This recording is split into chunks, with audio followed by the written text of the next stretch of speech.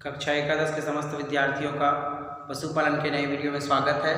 आज हम पढ़ेंगे पशु कार्यकी, ठीक, एनिमल फिजियोलॉजी। सबसे पहले आपके मन में सवाल होगा ये कि सर जो है वो तीसरे पार्ट को क्यों पढ़ा, उसका भी एक लॉजिक है, बताते हैं हम, ठीक, फिजियोलॉजी, ठीक।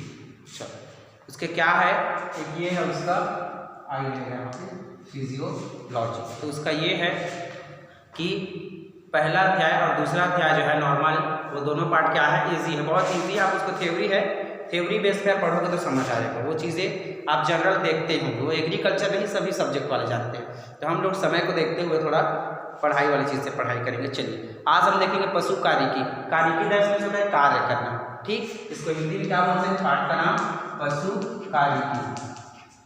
चलिए तो हम लोग देखते हैं यहाँ पे क्या है पशु कार्यकी। पशु कार्यकी जो होता है, जो किसी भी पशु के बारे में, उसके कार्यों के बारे में, उसके प्रजनन, उत्सर्जन, पाचन, बहिष्करण, प्रजनन, इन सभी के बारे में पढ़ेंगे, वो आपका क्या कहलाएगा, पशु कार्यकी के अंतर्गत आएगा। किसके अंतर्गत आएगा, पशु कार्यकी के अंतर्गत। चलिए तो इसमें हम लोग क्या देखेंगे, पशु का जितना भी तंत्र है उसके बारे में देखेंगे। पाचन तंत्र, श्वसन तंत्र, उत्सर्जन तंत्र, रक्त परिसंचरण तंत्र, प्रजनन तंत्र, ये सब हो गया। दुग्ध श्रावण तंत्र, तंत्रिका तंत्र, कंकाल तंत्र, इन सब चीज़ों के बारे में देखेंगे। चलिए तो हम लोग देखते हैं क्या क्या होता है। सबसे पहले हम लोग देखेंगे पाचन तंत्र, इसके बारे में देखेंगे हम, पाचन तंत्र फर्स्ट में। तो पाचन तंत्र ऐसे तंत्र जिसके अंतर्गत क्या होता है, पशुओं में पाचन की क्रियाएं सम्मिलित होती है, पाचन की क्रियाएं पूर्ण होती हैं, उस तंत्र को क्या कहते हैं हम लोग, पाचन तंत्र। इसमें कुछ मुख्य अंग होते हैं, उसके बारे में हम लोग देखेंगे। तो सबसे पहले पाचन तंत्र में आपका आता है आहार नाल आता है। सबसे पहले क्या आता है, आहार नाल आता है। आहार नाल जो पेट से लेकर यहाँ पर सीने से थोड़ा सा नीचे, पेट से लेकर मुंह तक के जितने भी यहाँ तक से यहाँ से यहाँ तक के जितने भी आपके सिस्टम होंगे, जितने भी अंग होंगे, वो सब किसके अंतर्गत आएंगे, आपके आहार नाल के अंतर्गत आएंगे, ठीक। किसके अंतर्गत आएंगे, आपके आहार नाल के अंतर्गत आएंगे। तो पहला इसमें सबसे पहला क्या है, आपका मुंह है। क्या है आपका सबसे पहला, मुंह, माउथ है, जिसको क्या बोलते हैं हम लोग, बकल कैविटी बोलते हैं। क्या बोला जाता है, बकल कैविटी। तो मुंह क्या होता है पता है आपको, मनुष्यों में भी दरारनुमा संरचना होती है, मुंह जो शरीर में, ठीक, छोटी सी दरारनुमा संरचना होती है, और पशुओं में भी होती है। तो पशुओं के हिसाब से वो बड़ी होगी, थोड़ी सी क्या होगी, मुंह होगी, ठीक। वो आपका क्या होता है, आपका माउथ होता है, ठीक। चलिए ये क्या होता है, आहार नाल का ये प्रवेश द्वार होता है। ये क्या होता है आपका, आहार नाल का प्रवेश द्वार। कौन कहलाता है, आपका मुख कहलाता है। आहार नाल में कुछ भी जाएगा तो किसके द्वारा जाएगा, मुख के द्वारा जाएगा, माउथ के द्वारा जाएगा।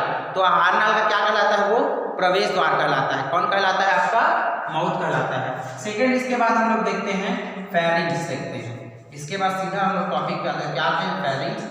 थर्ड आपका है ग्रास नली, चौथा आपका आएगा आमाशय। थर्ड क्या होगा आपका, ग्रास नली होगा। फोर्थ आपका क्या होगा, आमाशय। चलिए तो यहाँ पे हम लोग देखते हैं फेरिंग्स क्या होता है। फेरिंग्स जो होता है वो आहार नाल के नीचे एक पतली लंबी नली होती है, यहाँ तक की जो नली आएगी फेरिंग्स, यहाँ तक की, सीने से थोड़ा ऊपर यहाँ तक ले सकते हैं, जो ऐसी होंगी, ऐसे जो नली आएगी, ऐसे ये नॉर्मल, इधर से पतली होगी नली, वो अलग है ना, वो ग्रास नली कहलाएगी, ऐसे वाला, और इधर जाके आमाशय नली। तो ये जो नली है ये आपकी क्या कहलाती है, फेरिंग्स कहलाती है। क्या कहलाती है, फेरिंग्स कहलाती है। आहार नाल के जो मुख के नीचे एक नली होती है, वह आपकी क्या कहलाती है, ग्रास नली में मिलती है जाके। वो जो नली है क्या है, ग्रास नली है, यहाँ पे मिलती है। तो ये नली आपकी क्या कहलाती है जी, फेरिंग्स कहलाती है। क्या कहलाती है, फेरिंग्स। थर्ड देखेंगे हम लोग ग्रास नली। एक लंबी नली होती है जो फेरिंग्स के बाद होती है, 90 सेंटीमीटर की पतली लंबी नली होती है। कितने सेंटीमीटर की होती है, वो 90 सेंटीमीटर की होती है। वो आपका क्या कहलाता है, वहाँ पे आपका कहलाता है, वो क्या कहलाता है, ग्रास नली कहलाता है। क्या कहलाता है, ग्रास नली। आमाशय अर्थात पेट, जिसको हम लोग बोलते हैं ना, पेट, इसना पेट इतना बड़ा, इसका पेट इतना बड़ा, ये इतना खाता है, उतना खाता है, वैसे क्या होता है पशुओं में भी पेट, ठीक, आमाशय। तो आमाशय कहाँ पे होता है, देखते हैं। ग्रास नली के जो नीचे भाग होता है उसे क्या कहते हैं हम लोग, आमाशय। तो आमाशय में देखते हैं हम लोग, अभी आहार नाल में देख रहे हैं, आमाशय में कितने पार्ट होते हैं, क्या बोलते हैं, आमाशय में कितने पार्ट होते हैं। आमाशय में मुख्यतः 4 पार्ट होते हैं, ठीक। ये है आमाशय पशुओं का। एक होता है रुमेन होता है, एक होता है रेटिकुलम होता है, रेटिकुलम कूलम, एक होता है एमोसम, एक होता है एबोमेसम,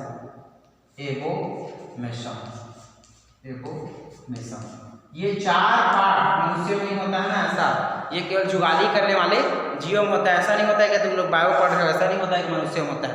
ये बायो नहीं है, ये एग्रीकल्चर है, पशुओं के बारे में पढ़ रहे हैं, पशुपालन है, फसल उत्पादन का। ठीक, तो पशुपालन में कितने प्रकार के होंगे आपका भाषा में? 4 प्रकार के होंगे। यहाँ पे आप पहला देख सकते हैं, आपका पहला है रुमेन है, दूसरा क्या है रेटिकुलम है, तीसरा क्या है आपका ओमेसम है, ओमेसम लिखा है वहाँ पे, और चौथा आपका क्या है अबोमेसम है। ये मुख्यतः 4 प्रकार का होता है। या ओमेसम को ऐसे भी लिखते हैं, ओ भी लिख सकते हो आप ऐसे, ओमेसम। ठीक, ओमेसम 4 प्रकार के हो गए। ठीक, ये आपके क्या थे? आपके अमाशय के प्रकार थे। ठीक, ये मुख्यतः 4 प्रकार के होते हैं। चलिए, तो अब हम लोग देखेंगे कि रुमेन क्या होता है। ठीक, तो यहाँ पे अब हम लोग देखेंगे कि रुमेन क्या होता है। रुमेन जो फर्स्ट पार्ट होता है, ये अमाशय का सबसे बड़ा पार्ट होता है। चलिए, तो यहाँ पे जैसे मैं यहाँ पे डायग्राम बनाया हूँ आपका, ये अमाशय है मान के चलिए। ठीक, ये अमाशय, आपको डायग्राम ही नहीं दिख रहा है, डायग्राम इधर बनाना पड़ेगा।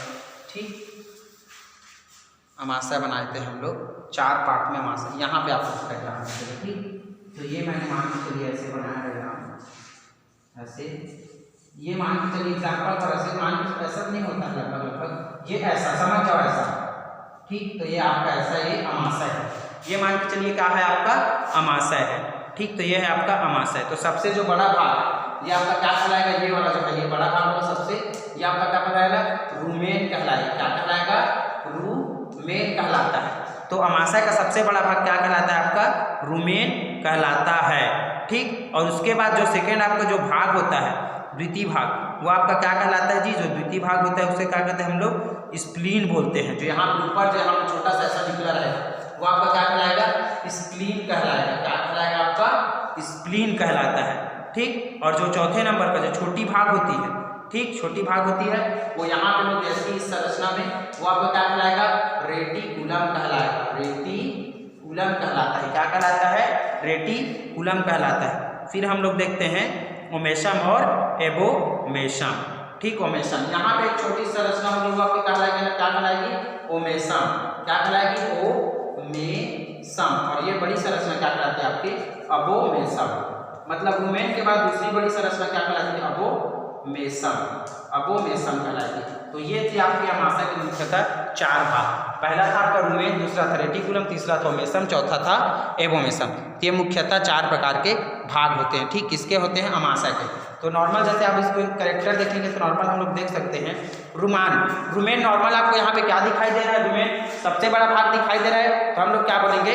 अमाशय का जो सबसे बड़ा भाग होता है वो क्या कहलाता है? आपका रुमेन कहलाता है। अमाशय का सबसे बड़ा भाग क्या कहलाता है? रुमेन कहलाते हैं। सेकेंड चीज आप लोग देख सकते हो, जो द्वितीय भाग है मुख्यतः, ठीक, द्वितीय भाग है एबोमेसम, वो आपका सॉरी रेटिकुलम, वो क्या कहलाता है? मधुमक्खी छाते टाइप रहता है। तो ये गोल है, यहाँ पे देख सकते हैं आप, ये गोल है कि नहीं है? ये क्या है? गोल संरचना है। तो द्वितीय भाग जो होता है मधुमक्खी के छाते में होता है ऐसे थोड़ा सा, वो आपका क्या कहलाता है? आपका रेटिकुलम कहलाता है। ठीक, रेटिकुलम कहलाता है। जो कहाँ पे जाके खुलता है? आपका एबोमेसम पे जाके खुलता है। यहाँ पे आके खुलता है। किसमें खुलता है? ये एबोमेसम में। और ओमेसम ये कैसी है? गोल आकृति की होती है और छोटी होती है। ऐसी अमाशय का भाग जो क्या होती है? गोल आकृति की होती है और छोटी होती है। उस भाग को हम लोग क्या बोलते हैं? ओमेसम बोलते हैं। क्या बोलते हैं हम लोग?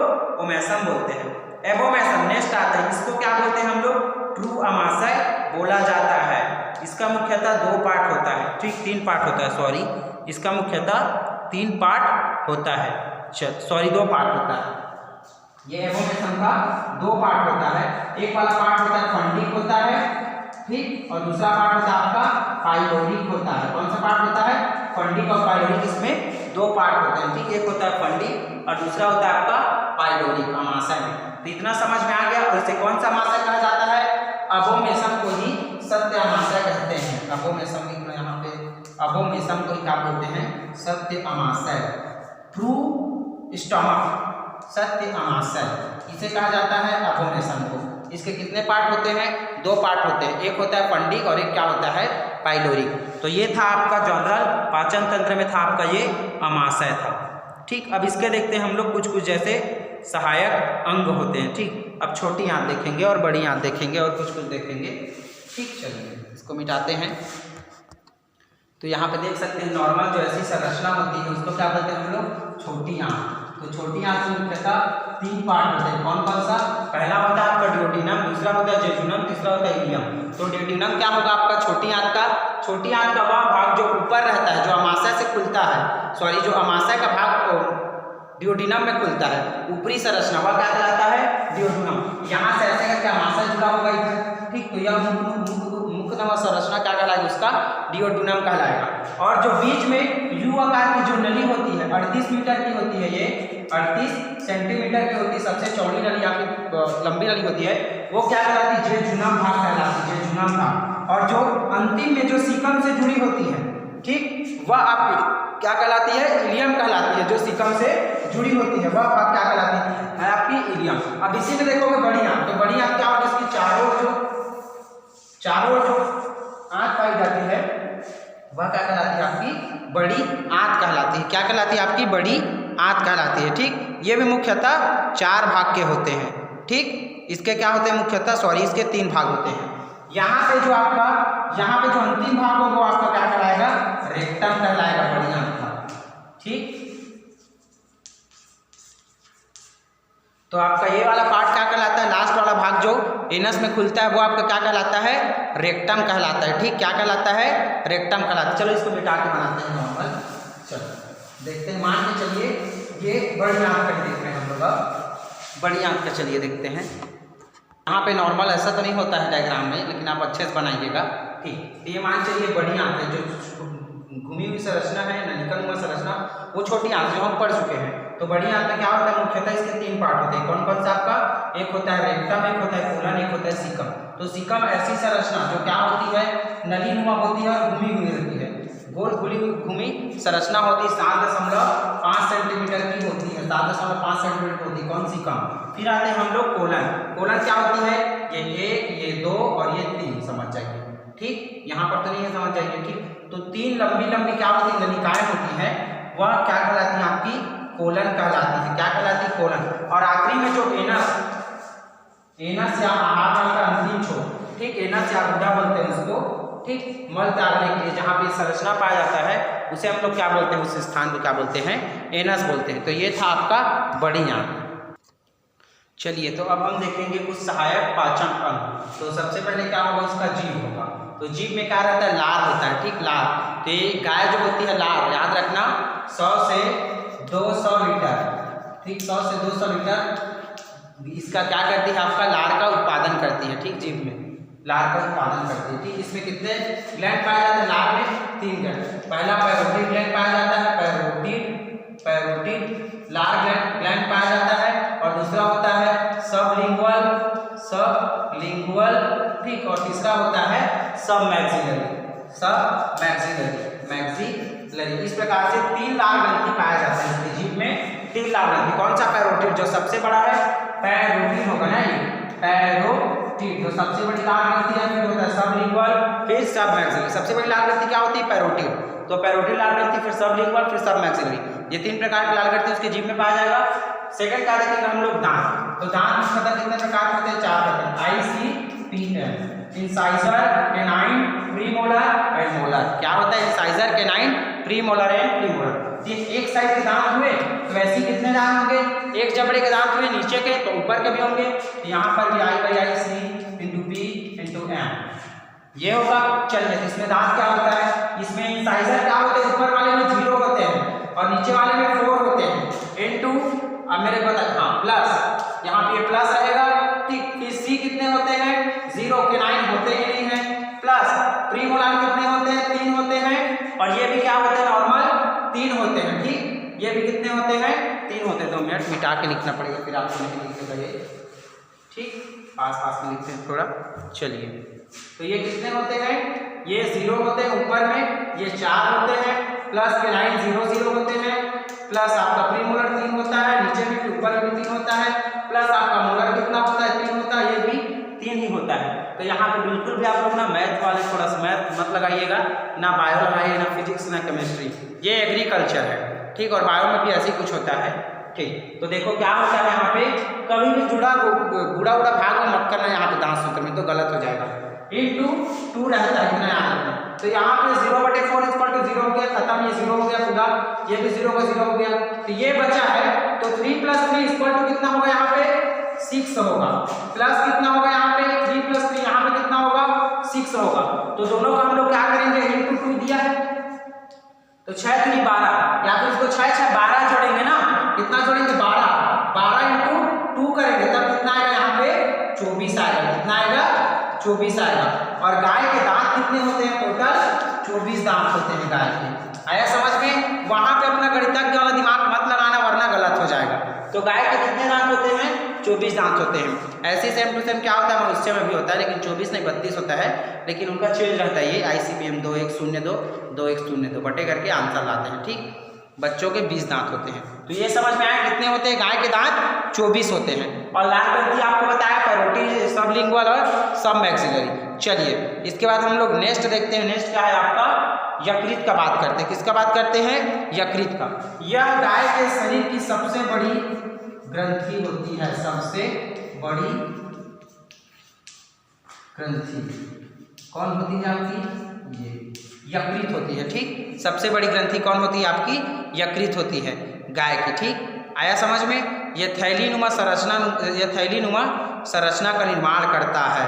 किसका, थैलीनुमा संरचना का निर्माण करता है, किसमें, यकृत में। और कौन सा जूस पाया जाता है इसमें, बाइल जूस पाया जाता है, फिर बाइल डक्ट में जाके खुलता है। बाइल जूस अमाशय में पाया जाता है, ये बाइल डक्ट में जाके खुलता है, सॉरी ये बाइल डक्ट में जाके खुलता है। ठीक, कौन खुलता है, यकृत। और सबसे बड़ी क्या है, ग्रंथि है। बिल्कुल मत भूलिएगा, इसको याद रखिएगा। ठीक, और ये कहाँ पाई जाती है, उदर गुहा में दाईं तरफ रहती है। ठीक, और जेल ब्लैडर से चिपकी होती है। किससे चिपकी होती है, जेल ब्लैडर से। इसको गाल ब्लैडर में पढ़ते हैं कई लोग जेल ब्लैडर बोलते हैं। इससे क्या होती है, नॉर्मली ये चिपकी होती है। फिर आपका आता है नेक्स्ट अग्नाशय।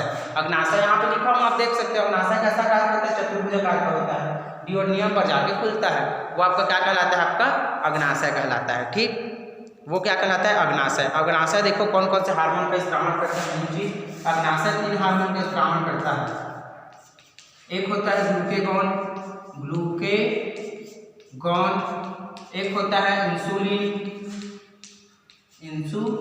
मधुमेह का बीमारी सुने हो, डायबिटीज, इंसुलिन की ज़्यादा हो जाती है मात्रा।